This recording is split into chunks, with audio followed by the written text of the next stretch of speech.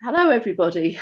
Welcome to this second online event introducing a new project from the Good Mental Health Cooperative on the history of mental health care. So some of you may have listened to a fascinating talk 2 weeks ago from Dr. Diane Carpenter about the history of local mental health care from 1845 to 1914. My name is Carolyn Barber, and I'm going to talk to you today about a project we did 3 years ago called 100 Years Mental Health Care in Hampshire. I'll also be introducing our new project, Stories of Asylum During the Great War. I was going to say I'm joined today by poet Maggie Sawkins, but so far she hasn't managed to join us, having gone to the Isle of Wight and possibly out of bounds, so I'm hoping that she will join us. And the plan was for her to read some poems inspired by the 100 Years project, and also we're joined by Pip Firth, who has researched into her grandfather's involvement in the First World War, and she'll be reading an extract from a first-hand account of his experiences. So it's important to acknowledge the research that we've done for this project, and what we'll be doing on the new project is not at the same level as that by Dr. Carpenter. She completed a PhD thesis on the subject. Our projects are really about encouraging people to join in a group project. The level of participation might vary, and the interests people have will be different. So we want to support people to develop research skills and develop their own sense of purpose within the framework of historical interest. Essentially, we're collecting stories. So I hope to demonstrate through this presentation what can be achieved and the potential for raising public awareness about mental health through history. So I just outlined here on this slide the kind of purposes behind the previous project. Do you want to move on, Sarah? So the kind of methods that we used in the previous project were essentially around personal storytelling, use of creative media, exploring old archives, and learning research skills.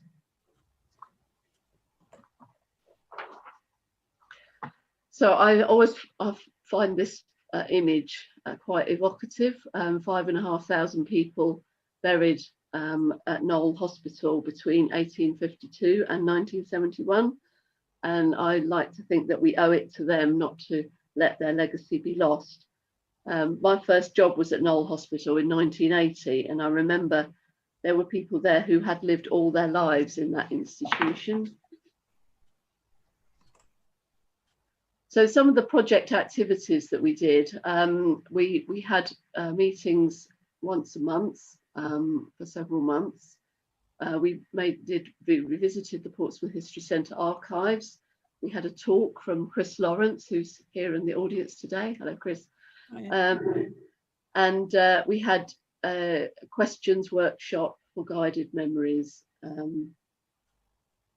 A guided memories online survey. We did a field trip to St James Hospital, and we had a workshop where people came along and shared their memories, which were then recorded.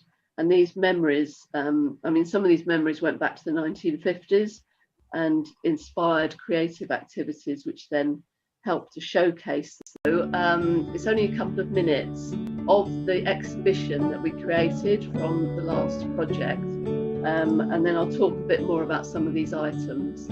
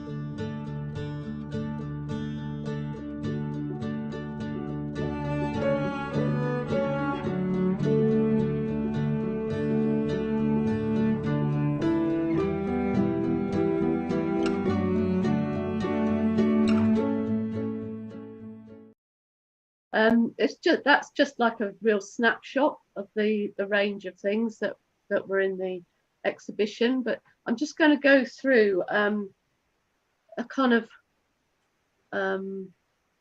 brief history of each decade of the last 100 years. So what we did was created boards for each decade and just highlighted some of the changes that had happened over the 100 years. So at the end of World War I, 20,000 servicemen were seen as suffering from shell shock, a term that was coined in 1917. During the 1920s, psychoanalysis became more established, influencing the counselling and talking therapies that we see today. At the same time, and into the 1930s, more physical treatments were introduced for mental illness, insulin shock therapy, ECT, lobotomies, etc., began to be standard procedures.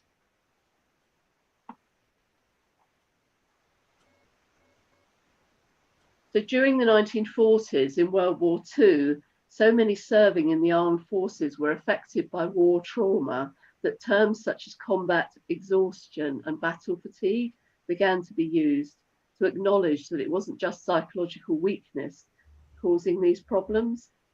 And some of you might recognise the artwork of Edward King, who famously painted scenes of Portsmouth during the war years while resident at St James Hospital. By the 1950s, numbers of mentally ill patients rose to its peak at 150,000. That's 40% of all hospital beds. And this decade also saw the clinical introduction of antidepressant drugs and the beginnings of a movement towards community care. The 1960s was an exciting decade for mental health, as in many other areas of life. The anti-psychiatry movement gathered pace with R.D. Laing and Thomas Satz, its most famous proponents. And one of the things we produced out of the project was a booklet of newsletters from St James Hospital staff in the 1960s. One essay shares a prediction of how mental health services might look in 2000. In the 1970s, an increasing number of scandals around institutional care became a feature. And by 1979, when Margaret Thatcher swept to power, the direction of community care was becoming a reality, and the first Mental Patients Union was set up.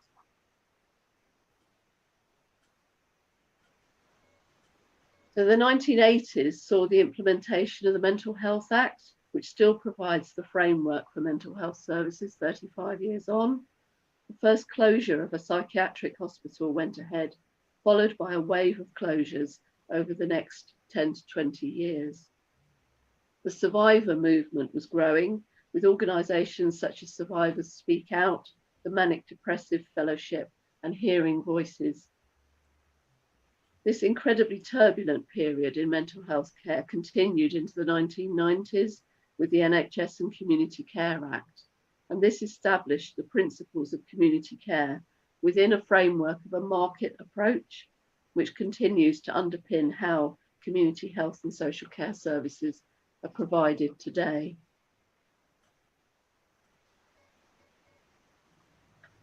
So finally, moving into the 21st century, the first decade saw the integration of talking therapies into mental health service provision and has opened the way to alternative approaches to mental health care. I think it's true to say that little has changed from the headlines we highlighted in 2017.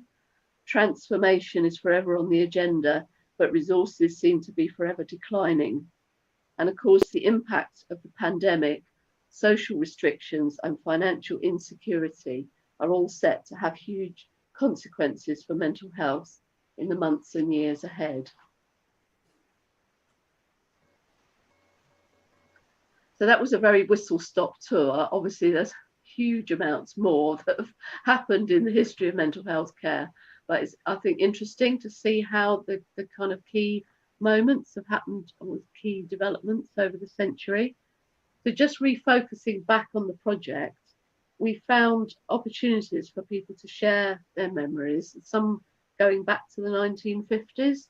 We conducted an online survey, and then, as Liz has said, we hosted a memories event where people who had worked at Knowle or St James hospitals and people who had stayed there as patients shared and recorded their memories. So these memories then inspired creative activities. So our cooperative member, Sarah Haskett, ran a drama group using, oh, what's happened? We go forward, Sarah. Using a technique called image theatre, where memories were dramatised and then photographed. An art collage was created by our in-house artist, Claire, again inspired by listening to the recorded memories.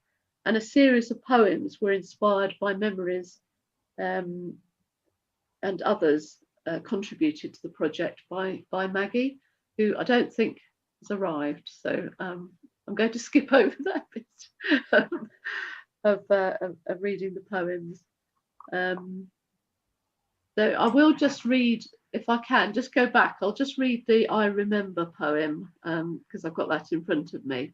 And this was a poem that was created from the survey and people's memories. So, I remember a Victorian hospital with high ceilings, long corridors, big open ward, and the staff in uniform.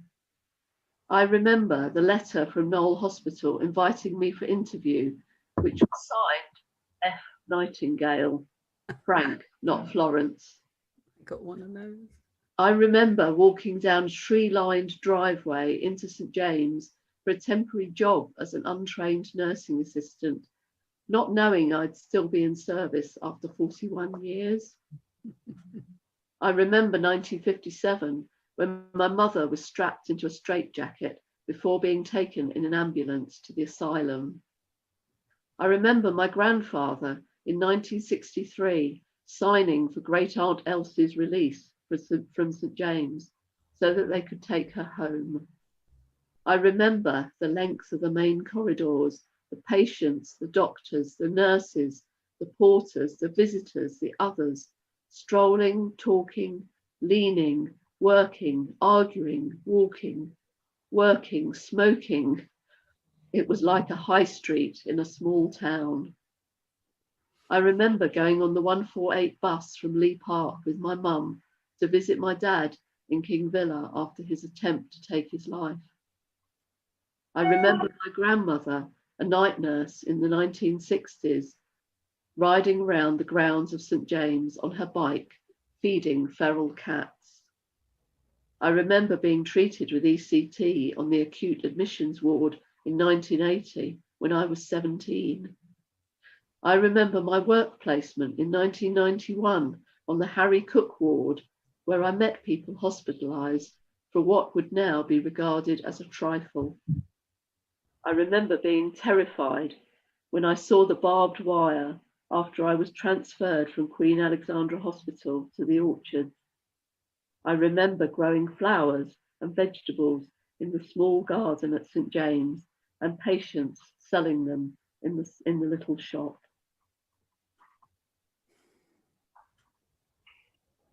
Okay, do you want to move on, Sarah? So these are some examples of stories that were, so not the recorded stories as such, but people who wrote up stories to have in the exhibition. And other features of the exhibition included research on the history of legislation relating to mental health and 100 years of organisations supporting children and young people. And that was Mike. So thank you, Mike, for that contribution. And also thanks to Martin Giddy. Do you want to just go back a bit? So Martin took some wonderful series of photographs of St James Hospital, including many original features. And I think these were taken on a kind of secret last mission into the hospital before it was completely closed off to visitors. Okay. So this is just a very, very short sales pitch, because all the documents from the exhibition are in an online, they're featured online in an exhibition that you can access for £5. And for that off-the-wall Christmas present, we have our heritage gift pack, which includes postcards with images from the 100 Years Project and the booklet of newsletter articles from St James staff in the 1960s. So just to say that we're offering a 20% discount if you want to buy either of these products by the end of Monday. Short offer. Okay. So on to our new project. So this is Stories of Asylum during World War One. So we've already had a introductory talk from Diane Carpenter about her research, which led up to 1914. We're setting up a project research group, so people haven't already been joining that, but obviously more welcome. And our first group meeting is on the 8th of December, so on Tuesday. But the idea is to kind of build a community, a kind of a research network. So if you want to be a part of that but can't make the group meeting, you can still join in the group. And then if you join the course, we'll be posting guidance and sharing information and suggestions about where and what to focus on.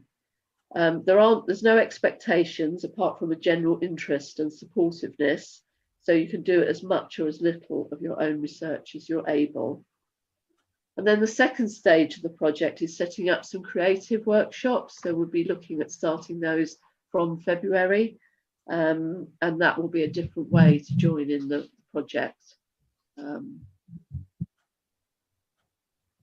Okay, so and the aim at the end is the kind of outcome is to produce a multimedia event to showcase the stories from the project, and we also hope to produce a booklet from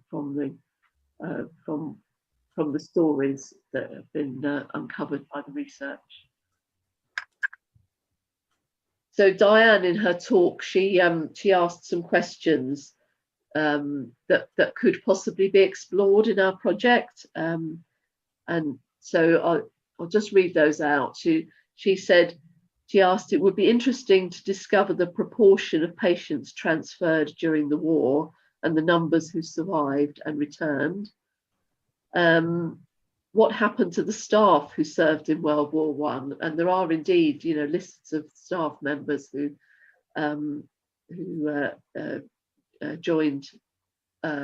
signed up for service. Were they reinstated as they had been during the Boer Wars? How many had shell shock, also known as war neurosis and combat stress? What was happening to treatments and the emerging profession of psychiatry, increasing medicalisation and a decreasing emphasis on moral treatments, which Diane highlighted a lot in her talk? And what did Dr. Devine do to receive his OBE? So Dr. Devine was the kind of superintendent of the hospital from 1914. And the other thing that we'll be looking at is individual stories. So we have access to patient records now. They become available after 100 years. So we've got access to patient records from up to 1920, and we've also signed up to the memories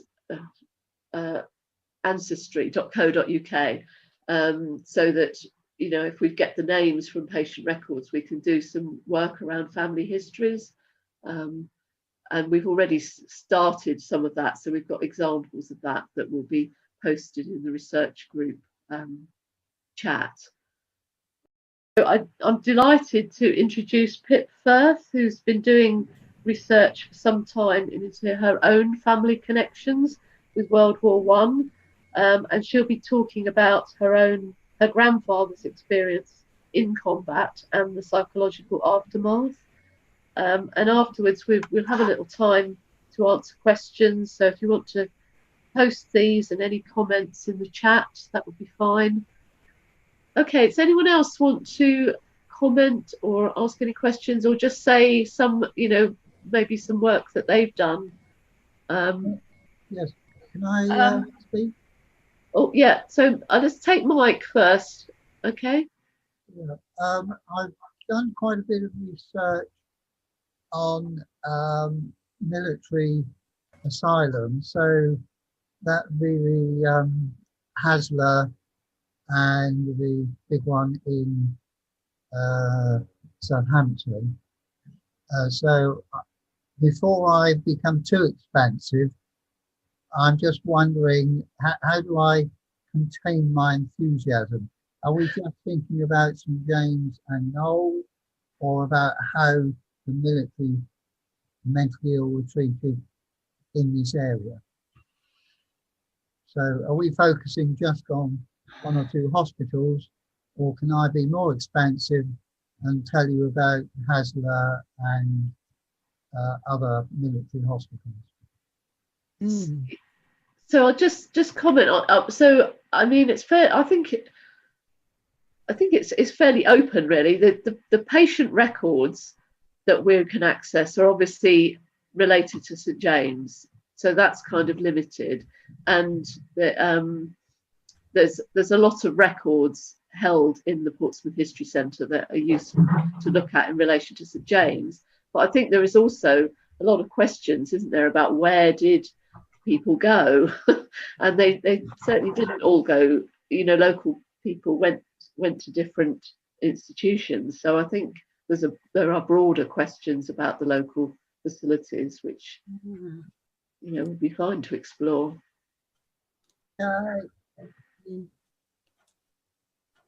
There's a comment in the chat here as well from Christine. Oh yeah. Would you like to say, or do you want me to read it? I don't mind. I'll say it if you like. Go for it. Yeah, sure. Yeah, there was a question. Sally was asking about Edward King, being interested in finding out more about Edward King.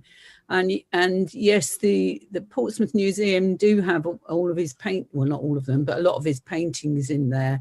And a few years ago, when they were on display, there was a project called Writing Edward King, which I've found the old postcard from it.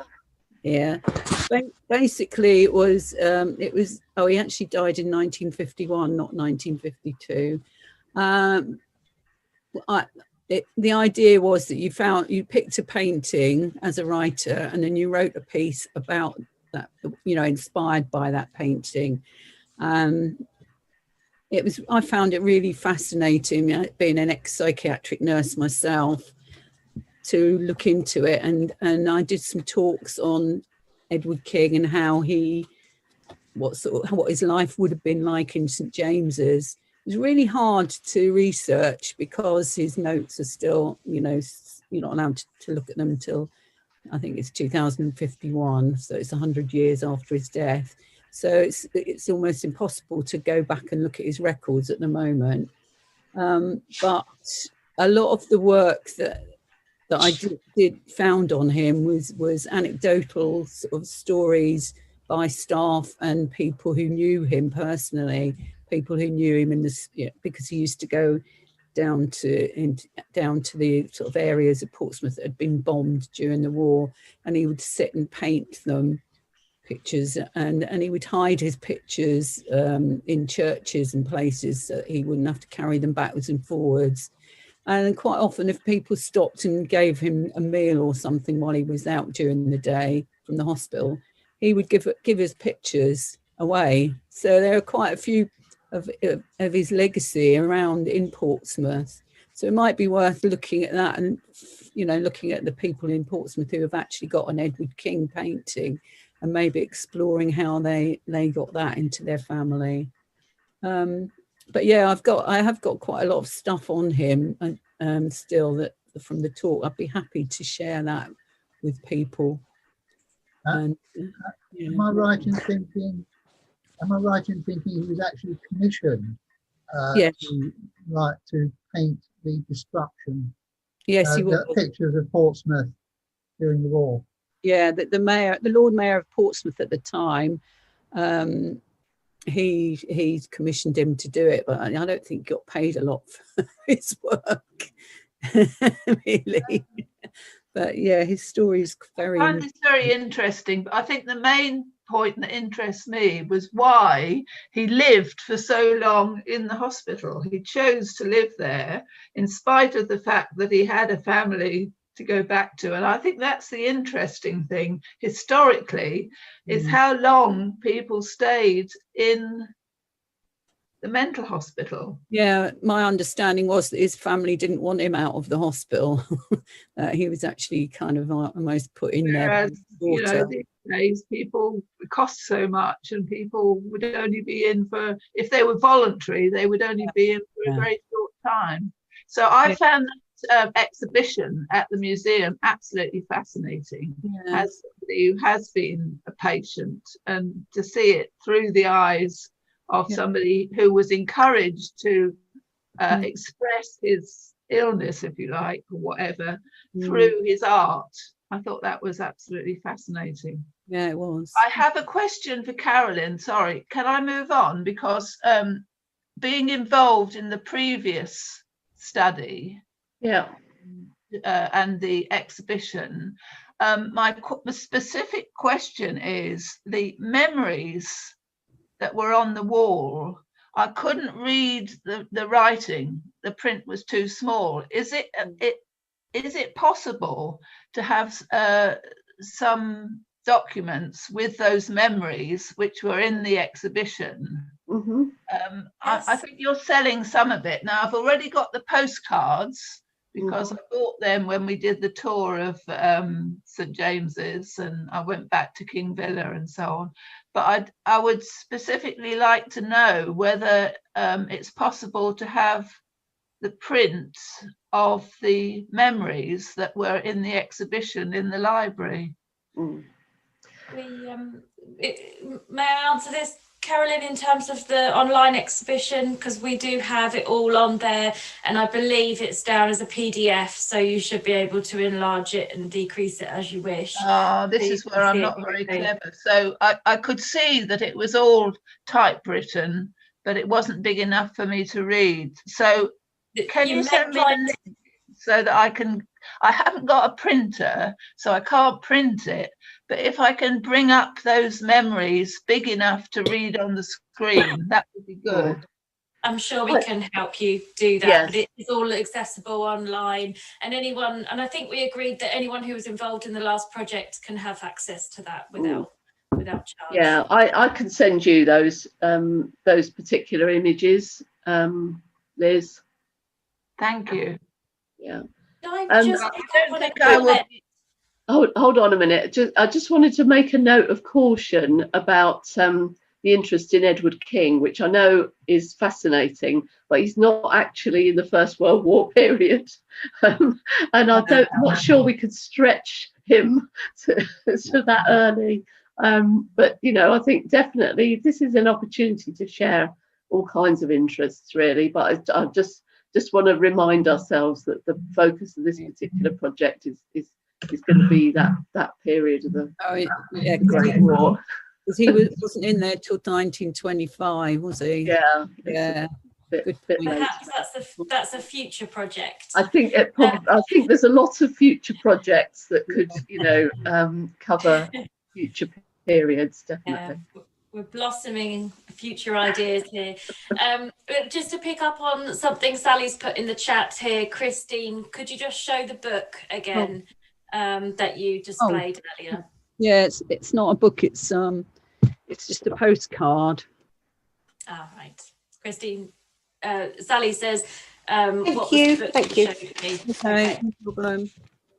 Great. Thank you.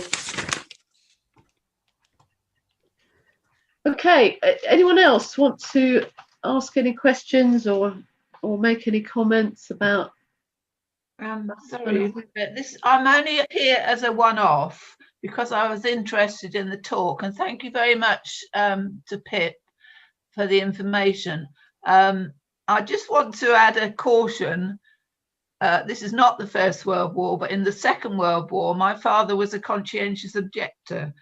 So I think that is another issue that can be looked at, because they were very badly treated during the First World War, and some of them were imprisoned for the whole of the war and then sometimes sent out to France. And if they refused to fight, some of them were told that they would face the firing squad, and it was only when the Prime Minister intervened that they were not killed for refusing to fight. Do you get my message? So there is another side. Yeah. Very much sympathise with the whole story and history of those that were forced to go out and fight. But there was another side to that, which was the conscientious objection. I personally will not be taking part in this second project. I feel, well, for various reasons, I think I've probably done enough, but I am interested in keeping the records of the one that we did back in 2017, if that's possible. Thank you very much. Yeah, I think just picking up on Liz's point there about it's the project is certainly not simply going to be focused on the I was trying to think of the word, the servicemen. I think there are lots of other experiences going on during that period, and I'm particularly interested in what was happening with women during the First World War.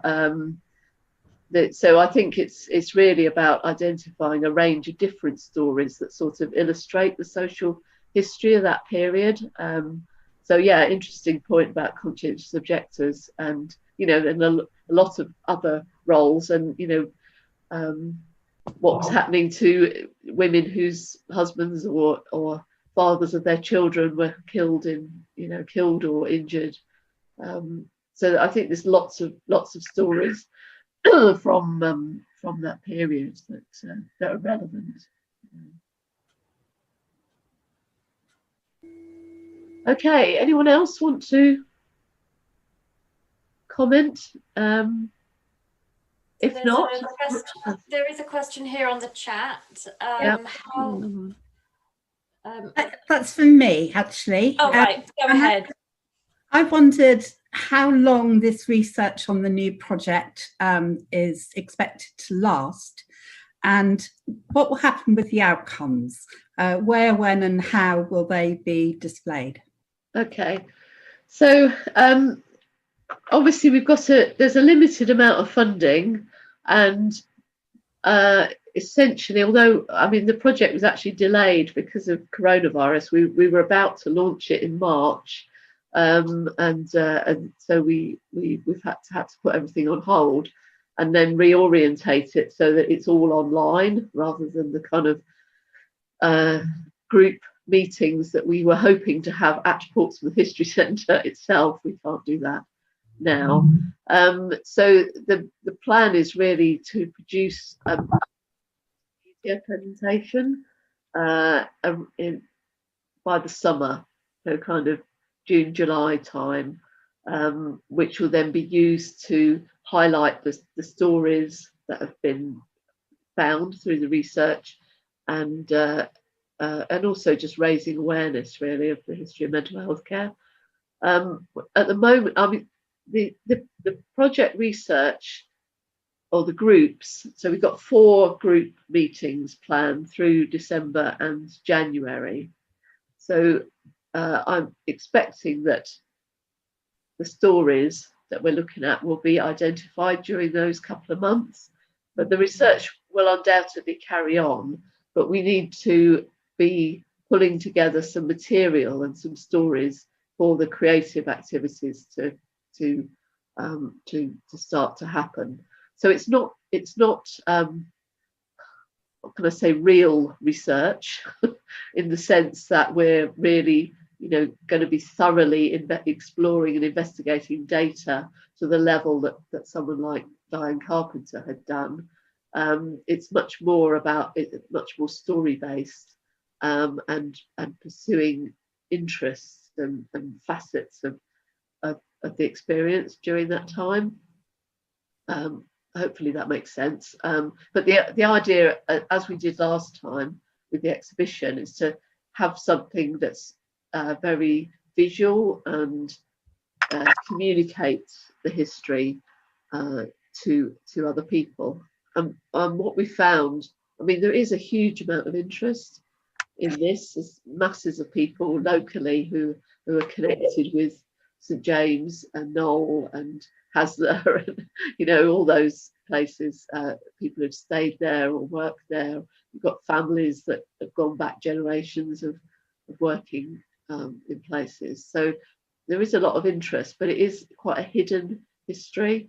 So it's kind of shining a light on it, really, as an important part of the local social history. Does that make sense, Terry? Yes, it does. Thank you. And that sort of fits in with an opportunity then, if you're looking to sort of completing in the summer, because I know the previous exhibition did come along to Heritage Open Days over in Gosport in 2018, I think. But there might be scope then for some display of the creatives during Heritage Open Days in September. That would be wonderful. That would be wonderful. I mean, it could perhaps go, you know, somewhere like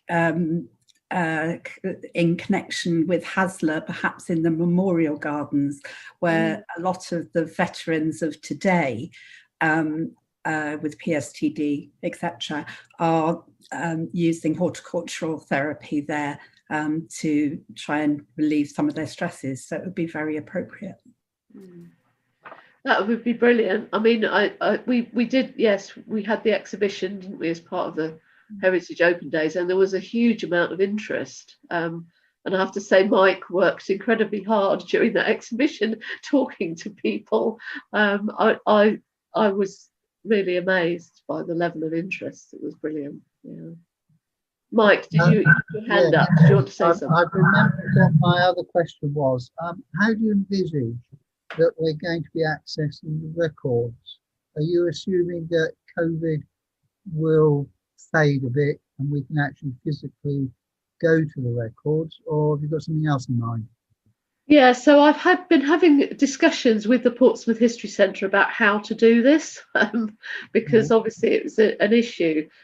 So in the period before this last lockdown, I went and visited the patient records, and basically the setup is that they'll only let one person in at a time, and you have to kind of book it all in advance, and you have to say what records you want to see, and then they put it out on a table, and you know all the precautions are taken, and you as an individual can, I think it was up to 3 hours or something that I could stay and look at the records, and then after I'd finished, they would quarantine the records for 48 hours or something before anyone else could look at them.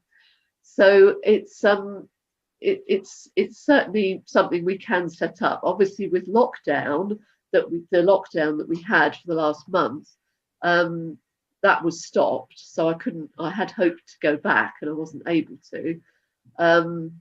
But what the History Centre did was they actually scanned, because I'd had this visit, I'd been able to identify what, not the patient records, but more general hospital records during that period.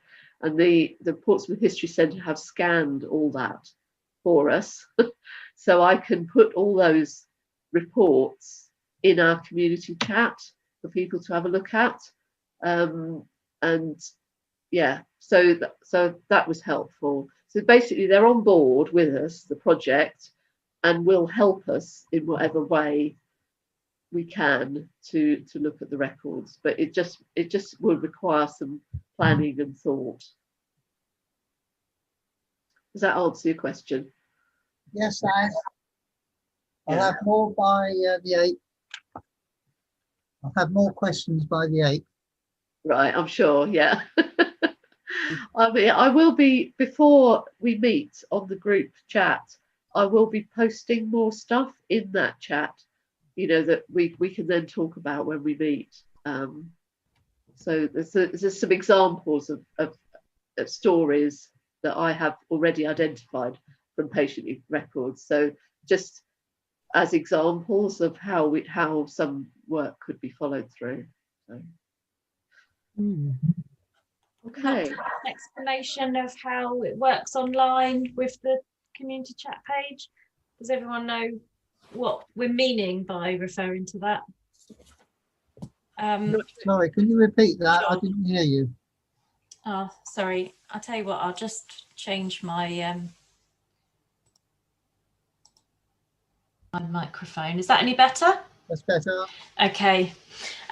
So yeah, I just wondered if everyone understood what we meant by the community chat page and how it's going to work online, because obviously we've had to change things so that it's an online workshop. We're using a platform called Creative Learning, which you can sign into when you enroll in the course. You create a profile.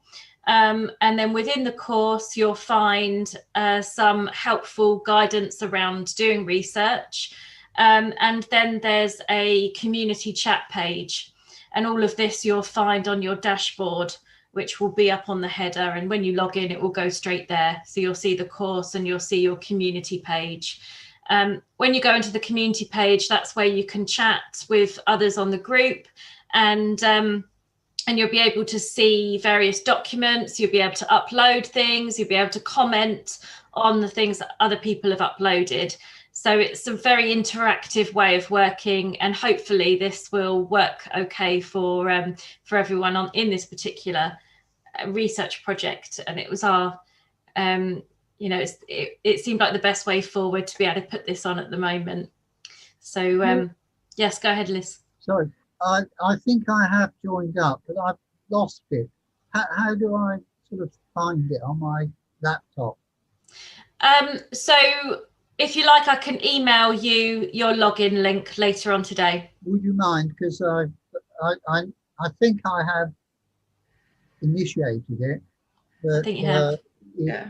I've had the same problem. I don't find that the community chat page has very much chat on it at all, because I was asked to put some stuff following on from the trialogue. This is nothing to do with this particular research project, but I understand you have a community chat page, but it doesn't seem to me that people look into it or chat very much. So I've seen your comments on there. So that's not on the research chat page. No. So you're not seeing the chat that we're referring to today. That one that you're referring to is just an open chat page that we installed for the last period of workshops. It's hardly used at all, is it? People don't respond in the way that, for instance, when I was on the journaling course, and there was quite a lot of chat, but I keep getting something from Slack saying, you must update your Slack, and I'm not on Slack anymore. No. So anyway, these are just things, because I spend so much time on the laptop, and if things don't work, then I'm thinking, what am I doing wrong? Why do I keep being told to update Slack when I'm not using it? Well, if anyone has any problems with the technology, you can always feel free to get in touch with myself, and I'll happily arrange to support you through that. Thank you. Is it email? Is that the best way, your email? Sure. I'll put it in the chat now for you. Thank you. I'm not, as you know, very up to date with all these modern things, so I'm trying my best. That's partly why I don't want to take part in this project. I think I've had enough Zooming with the U3A. All their meetings are now on Zoom, and I just think, ooh. That's fine. I've popped my email in the chat, so if anyone does have any need any support accessing anything online, just drop me an email and I'll happily guide you through how to use it all and support you with that. The chat pages have been a lot more active with certain projects. So with this particular project, the majority of work is going to be in the chat page. And that's where everyone's going to get together, share all your research, and discuss it.